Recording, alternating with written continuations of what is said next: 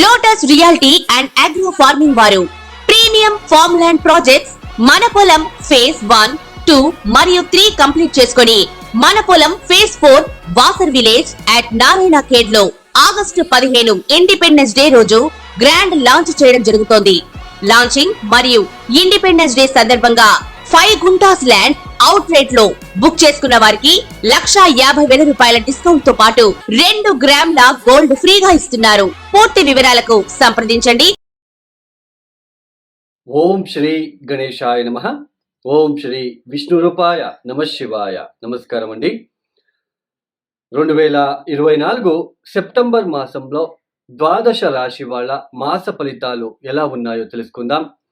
దానికన్నా ముందు ఎవరైతే ఈ వీడియోని చూస్తున్నారో లైక్ చేయండి, షేర్ చేయండి, సబ్స్క్రైబ్ చేసుకోండి మరియు ఈ వీడియోని పూర్తిగా చూడండి. చాలా ఉపయుక్తకరమైన విషయాలని మరియు పరిహారాలని మీరు తెలుసుకోవచ్చు. ఈ ఒక ద్వాదశ రాశి వాళ్ళ మాస ఫలితాలు చెప్పుకునే ముందు ఒక నిమిషం పాటు శని గ్రహానికి సంబంధించిన ఒక చిన్న క్లారిటీ ఇవ్వాలనుకుంటున్నాను. చూడండి, ఏ గ్రహ కారకత్వాలకైనా మనం ఇబ్బంది పెట్టినట్లు కనుకైతే ఆ గ్రహం అనేది మనకి బలహీనపడుతుంది. ఒకవేళ శని గ్రహం గనక బలహీనపడి మీరు పనిచేసే చోటు మీ కింద పనిచేసే వాళ్ళతో మీరు ఇబ్బందులు ఏమైనా పడుతూ ఉన్నట్లు కనుకైతే ఖచ్చితంగా శని గ్రహం బలహీనపడింది అని అర్థం. సో అలాంటి శని గ్రహానికి మనము ఎలా కూల్ చేసుకోవాలి, మనం ఎలా శాంతింప చేసుకోవాలనుకున్నట్లయితే ఇక్కడ శని గ్రహానికి సంబంధించినది మనకి ఆ ఒక నెగిటివ్ ఇంపాక్ట్ తగ్గాలి అంటే ప్రతి మాసంలో వచ్చే ప్రదోష అంటే త్రయోదశి రోజు, శని త్రయోదశి రోజు ప్రదోష కాలంలో ఈశ్వరుడికి తైలాభిషేకం, ప్యూర్ నువ్వుల నూనెతో తైలాభిషేకం చేపిస్తూ వెళ్ళాలి. కాలభైరవేశ్వరుడికి అప్పుడప్పుడు బూడిద గుమ్మడికాయ దీపాన్ని ఆ టెంపుల్కి వెళ్ళి వెలిగించడానికి ప్రయత్నం చేయాలి. నల్ల నువ్వుల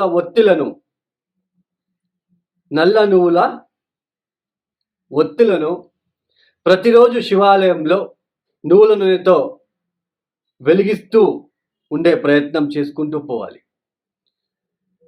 ఇన్ని రోజులని మీరు ఒక దీక్షలాగా చేయండి.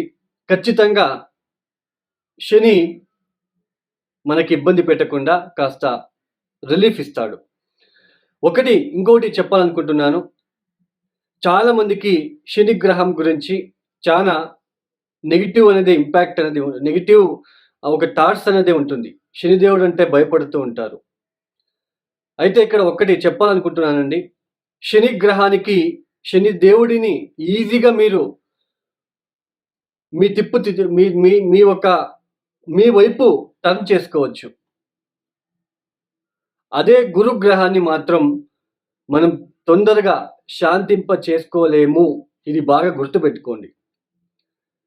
శని గ్రహానికి కావాలంటే మనము ఈజీగా ఆయన్ని శాంతి చేయొచ్చు. అయితే గురుగ్రహాన్ని ఎల్లప్పుడూ మనం చాలా కష్టపడాలి. గురుగ్రహం బాగాలేకపోతే ఇక్కడ ఫైనాన్షియల్లీ చాలా డిస్టర్బెన్సెస్ మనం ఫేస్ చేస్తూ వెళ్ళాలి. ఒక్క గురు శాపం గనక ఉన్నట్లు కనుక అయితే మీరే ఆలోచించండి. ఒక గురువు శాపం ఇచ్చాడంటే వెనక్కి తీసుకోడు. ఆ శాపం అంతా అయిపోయే వరకు మనం అనుభవిస్తూనే వెళ్ళాలి. అదే శనికి కొన్ని కన్నీళ్లు వేసేసాము అంటే, కొన్ని మంచి పనులు చేశామంటే, ఆయన దృష్టిలో పడ్డామంటే ఖచ్చితంగా శని కూల్ అయిపోతాడు. అంటే చాలా మందికి కొద్దిగా నెగిటివ్ అనేది ఉంటుంది. నెగిటివ్ థాట్స్ అంటే ఒక నెగిటివ్ మైండెడ్గా ఆలోచిస్తూ ఉంటారు. శని అంటే భయము, గురువుని ఈజీగా బట్ ఇట్స్ హైలీ ఇంపాసిబుల్. శనిని కావాలంటే ఈజీగా కూల్ చేసుకోవచ్చు. గురుగ్రహాన్ని ఈజీగా కూల్ చేసుకోలేము, చాలా కష్టపడాలి. గురుగ్రహం మనము కూల్ చేసుకోవాలంటే చాలా కష్టం పడాలి.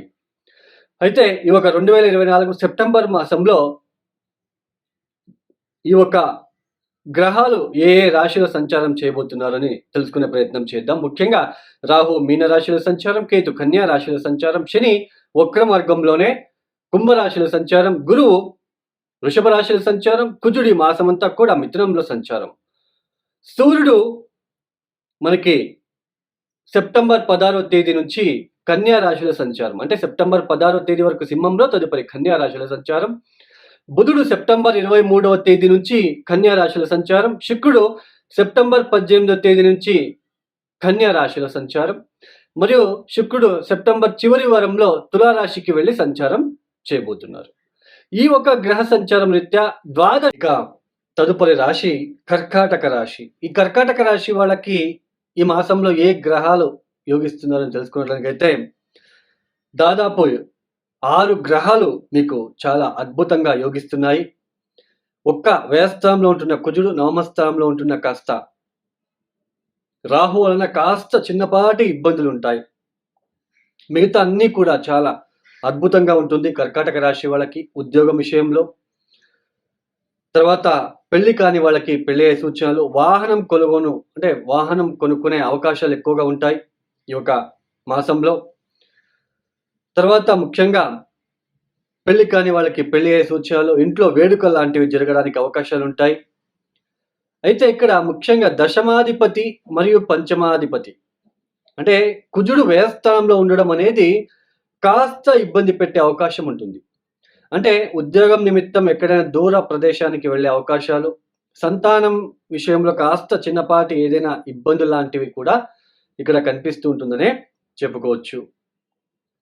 అయితే పంచమాధిపతి వ్యయస్థానంలో ఈ యొక్క మాసమంతా కుజుడు ఉండడం అనేది సంతానం విషయంలో కాస్త జాగ్రత్తగా ఉండే ప్రయత్నం చేయాలి. సోదరులతో ఇబ్బందులు రాకుండా చూసుకోవాలి. ఉద్యోగం చేసే చోటు ఎక్కువ స్ట్రెస్ పెరగకుండా చూసుకున్నట్లయితే ఎటువంటి ఇబ్బంది ఈ యొక్క కర్కాటక రాశి వాళ్ళకి రాదు అని చెప్పుకోవచ్చు. ముఖ్యంగా చతుర్థ స్థానానికి వెళ్ళిపోతున్నాడు శుక్రుడు. చూడండి ఎంత అద్భుతమైన కాలం అంటే, చతుర్థాధిపతి చతుర్థ స్థానంలో, వాహనకారకుడైన శుక్రుడే వాహన స్థానానికి వెళ్తున్నాడు సెప్టెంబర్ 18 తేదీ తర్వాత. ఇల్లు కళ, ఇంటికి సంబంధించిన కళ అనేది నెరవేరే అవకాశం ఉంటుంది. తర్వాత వాహనం ఒక కళ, నేను ఎప్పటి నుంచో వాహనం కొనుగోలు చేయాలనుకున్న వాళ్ళు ఈ యొక్క మాసంలో వాహనం కొనుగోలు చేసే అవకాశాలు కూడా కనిపిస్తూ ఉంటాయి ఈ యొక్క కర్కాటక రాశి వాళ్ళకి.